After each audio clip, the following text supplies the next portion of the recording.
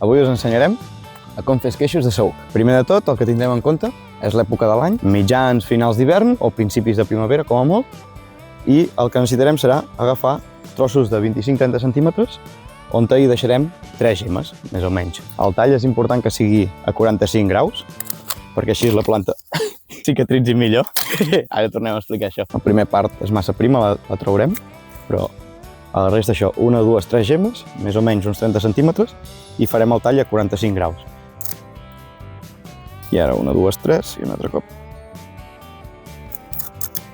1, 2, 3, i a sota.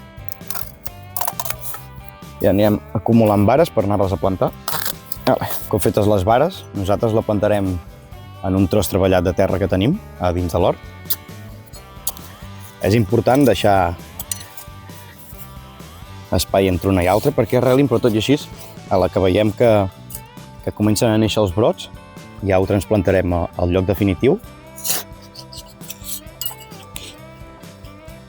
Hem de pensar també a mantenir la humitat tant com puguem d'aquest espai, perquè ens arreli.